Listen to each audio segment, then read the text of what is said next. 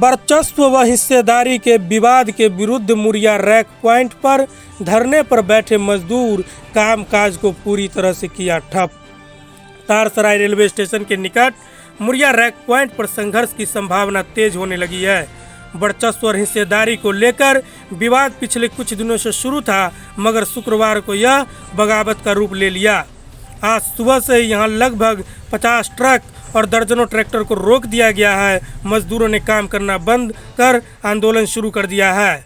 बताया जा रहा है लगभग 8 वर्षों से Tarsarai railway station Muria rack point पर गिट्टी, बालू एवं सीमेंट का रेक लग रहा है, जहां 21 सरदार और लगभग 200 से ज़्यादा श्रमिक कार्यरत हैं। इस रैक पॉइंट पर सरदार का मजदूर के ऊपर वर्चस्व और शोषण होते आ रहा है। कुछ दिन पहले भी 7 रैक का लगभग 23 लाख रुपया मजदूरों का सरदारों के द्वारा कथित रूप से गबन किया गया है और वर्तमान में लगभग 14 रैक का पैसा सरदार रैकर से ले चुका है, लेकिन अभी तक पैसों को मजदूर में वितरण नहीं किया गया है।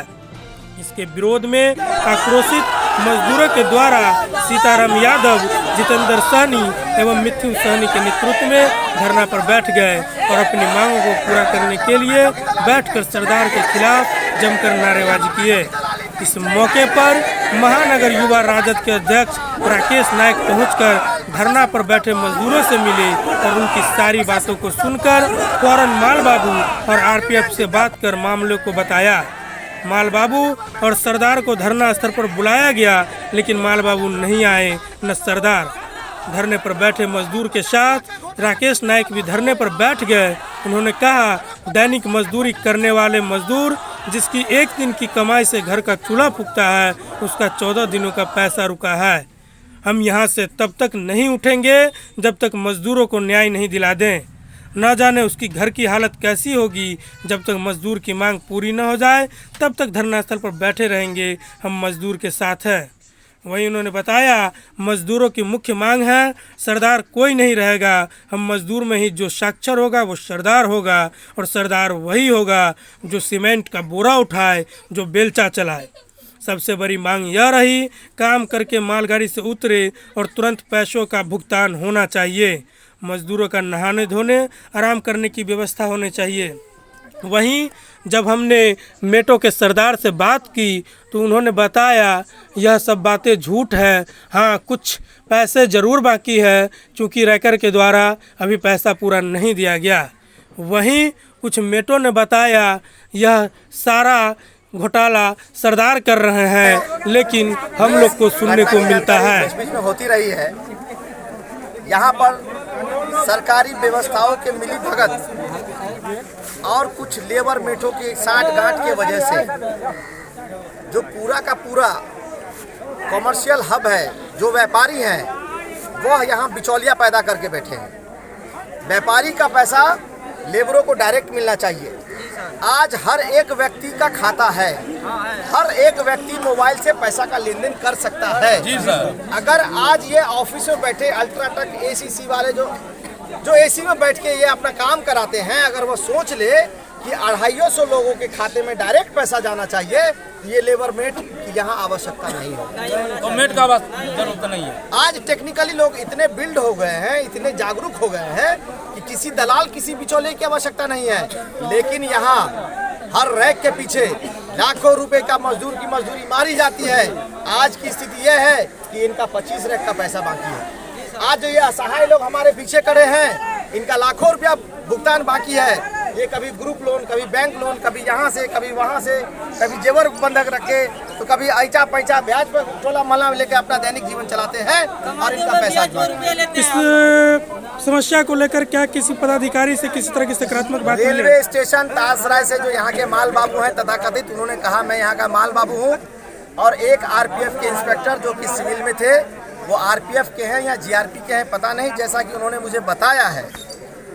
तो वो लोग आए थे, उन लोगों ने कहा कि भाई इनका पैसा हम 1 रैक का दिलवा देते हैं, जो हमारा है हम काम करवाएंगे। हमने कहा भैया 14 रैक का पैसा बाकी है, कम से कम इस पर्टिकुलर एसीसी कंपनी वालों के यहाँ 3 रैक का पैसा पहले का बाकी है और एक आज का 4 रैक का भुगतान कीजिए और इनको काम पे लगाइए। लेबर कार्ड के नाम पर भी अवैध पैसा उगाही का मामला सामने आया। 2000 तक ये एक रैक पॉइंट से 10 लाख का गमन होता है। एक आदमी से अलग अलग जो है 2-2 हज़ार रुपया लिया जाता है। जो लोग विरोध करते हैं उसको साइड में ले आया, कहते हैं आरपीएफ को बुला के तुमको डंडा करवा देंगे, तुमको काम छुड़वा देंगे और आरपीएफ से उस पर लाठीचार्ज करवा दिया जाता है। आखिर ऐसे लोग का आवाज कौन बनेगा? इसी समाज से हम आते क्या हैं। कुछ पता चला है कौन लोग इसके पीछे हैं? इसके पीछे पूरी सरकारी व्यवस्था इन्वॉल्व है। यहाँ कोई संगठन नहीं है। है। संगठन नहीं है। जो संगठित लोग हैं वो कहीं ना कहीं सरकार के और जो रैकर है उनके दलाल हैं। यहाँ अगर कोई ये सुविधा दलाल भी लोग यहाँ नहीं से है। चले जाए तो इस 250 लेबर में कम से कम 50 लोग ऐसे हैं जो शिक्षित है, जो बेरोजगार है, जो ग्रेजुएट है। इसी विश्वविद्यालय से पढ़ के आया हुआ लड़का है। ये लोग कहाँ गया? ये लड़का इसी विश्वविद्यालय से पढ़ के ग्रेजुएट है। इसके पास कलम की ताकत भी है और बाजू में मजदूरी करने का हौसला भी है। अगर ऐसे लोगों के कंधे पर जवाबदेही दी जाए तो निश्चित तौर पे रैक का जो है दशा। क्या लगता है कि अब क्या फैसला, एक संगठन बनेगी? फैसला हो रहा है। अब सब लेबर के बीच में हम लोग बैठेंगे। मेट इन लोगों की मांग है कि इनको मेट की व्यवस्था नहीं चाहिए, बिल्कुल ये नहीं चाहिए। लेबर मेट के बिना काम नहीं चाहिए। ये 250 लोग अपना पावर किसी 1 या 2 या 5 व्यक्ति को देंगे। वही 5 लोग इनका नेतृत्व करता होगा और वो 5 लोग वही नेतृत्व करता होगा जो इनका बेलचा चला। इनकी मांगों को अगर नहीं माना जाता फिर आगे की क्या रणनीति? अवरोध, विरोध, काम बंद। क्या आप रैकर लोगों से बात करेंगे जो बैठे हुए हैं? जो आएंगे मैं उनसे बात करूंगा। मैं किसी की दरबार और दरबारी करने नहीं जाएगा। मैं लेबर की आवाज हूँ। मैं लेबरों के साथ यही धरने पे बैठा हूँ। जब तक लोग नहीं आएंगे हम लोग किसी के यहाँ जाने वाले लोग नहीं हैं। हमारे लोग का सहयोग जो कुछ उनकी पेमेंट बाकी थी पीछे से, तो उसको हमने 3 रेट का भी हमने उसको समस्या को दूर कर दिया है और बाकी सब ठीक ठाक है सर। लेबरों का ये इल्ज़ाम है कि बराबर उनका पैसा रैकर तो देते हैं, लेकिन जो मेट होते हैं, जो सरदार होते हैं, वो पैसा को रोक लेते हैं। नहीं, ऐसा नहीं है सर। हम लोग को जब भी पेमेंट आती है हम वहाँ तक पहुँचाते हैं। ठीक है, ये हमारी जिम्मेदारी है। और क्या हो जाता है कि जैसे शाम को कोई पेमेंट आई तो सुबह में हम करते हैं पेमेंट, जिसके लिए उन लोग का ये कहना कि कल आया तो कल क्यों नहीं किया। मान लिया होता है 19-20 आदमी को आने जाने में समस्या है, समय है, सब कुछ को देखते हुए पेमेंट वहाँ तक पहुँचती है। पेमेंट तो रैक खाली होने के जब तुरंत मिल जाता नहीं मिलता है सर। क्यों?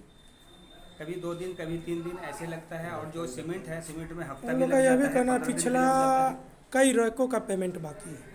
नहीं, पिछला जो रेक का जो मेरे से सामने आया था ये मामला, तो उस पैसे को हम लोगों ने क्या किया कि उसका एक एस्टीमेट बनाया और 15 दिन पे हर महीने 15 तारीख को हमने एक पेमेंट देने का वादा किया है और हम 3 पेमेंट कर चुके हैं।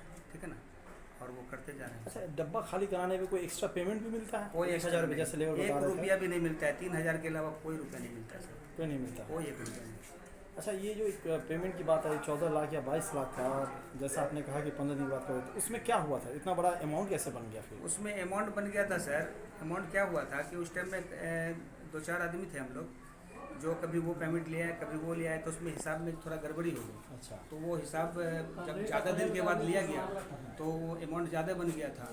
उसी बीच में वो पैसा जो है ना इन्वेस्ट हो गया था। पता में होता है तो आप कौन हैं? हम हैं मेट यहाँ। अच्छा, तो हम लोग तो मानते हैं अगला बनाया हुआ है उनको। जो पैसा मांग रहा है तो बोलता है कि देगा। आज काला सब घटोला किया है रुपया।